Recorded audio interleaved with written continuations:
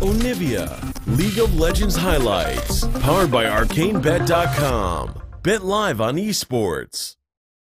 J4. Expected to be an AD Jarvan as well. That's been the only Jarvan we've seen in the top lane. Very interesting draft.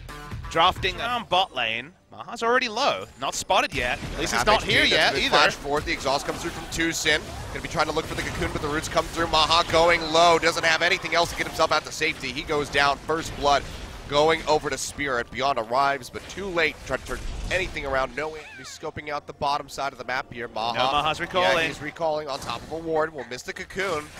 They lock him up though. Still takes plenty of damage. The wild growth coming through to lock him up even further. Flash in. Spirit takes him out. 2v1 comes up with yet another kill, and Spirit puts one on the board for himself. Maha going for a very aggressive recall with no flash available. Not necessary from him. Could have just gone for safety. Safety first is the way to go in playoffs. There's like a freaking delay in their Nautilus. One side of that is they're looking for a kill on the Spirit. Yeah, that's going to be the pop-up here. Spirit sticking around way too long. He will go down. Finally a kill on the board here for MVP. ADD now arriving off that TP. Looking for somebody. Will find Tucson with the Cataclysm. Locks him up. Unleash power coming through. Won't finish him off, but ADD's auto attacks will. Firing back his MVP, second kill on the board, and now they'll get a push. Kuro takes almost all his life in the trade. Still holds on to the ultimate. ADD could have ulted him earlier.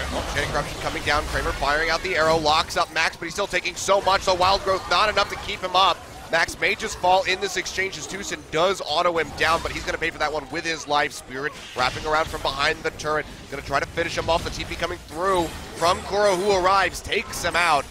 Phase dive, finds the kill. Beyond trying to answer with one, but the Sonic Wave connects onto a Spiderling instead. Trying to force this one out. ADD looking for a way in, but they should be able to finish off the turret, and they do. Cataclysm now coming down. Chain of Corruption followed up on top of that as Maha arrives. Ash Arrow connects onto him, stopping him from doing damage from the sidelines.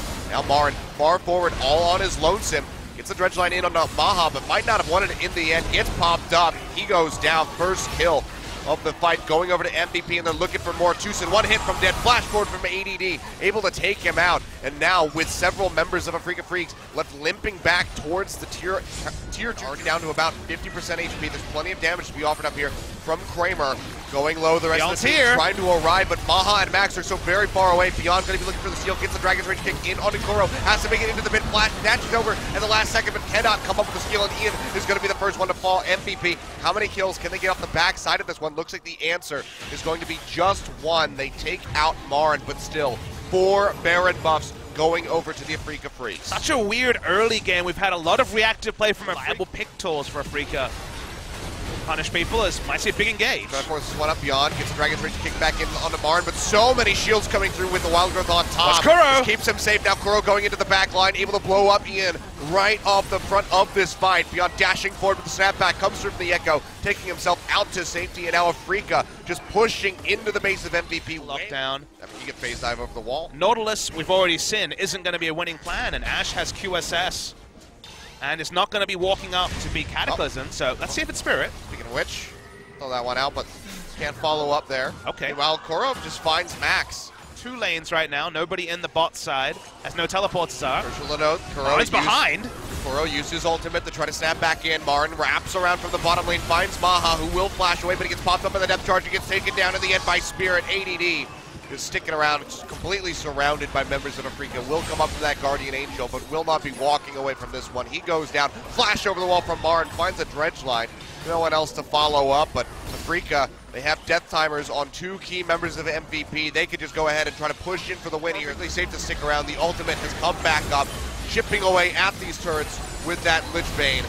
As Afreeca seek to end the game. Marin going low, but yet again, there's just an absurd amount of shielding comes through. They do find a kill onto Kuro that might just stop the push, and it will.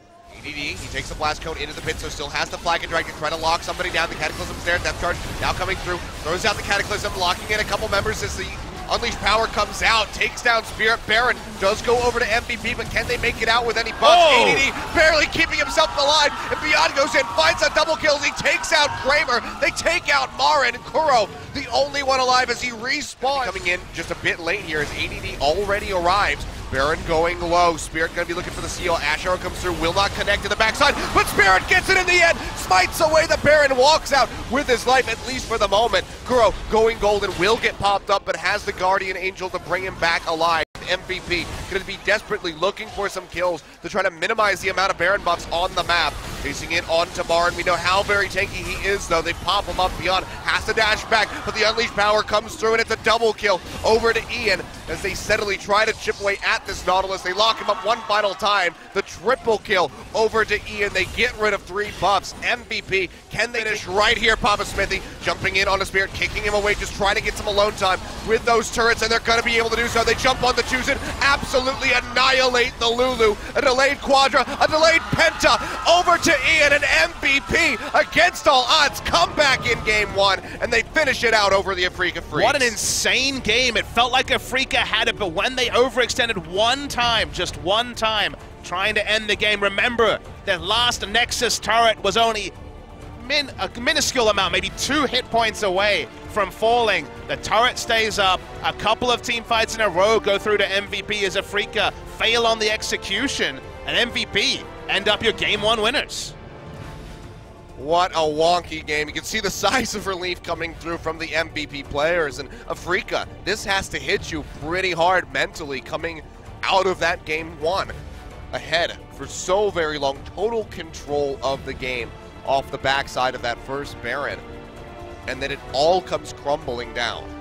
They just weren't able to threaten the backline. Finally, we saw Syndra and Varus free hitting. There was no Nautilus walking behind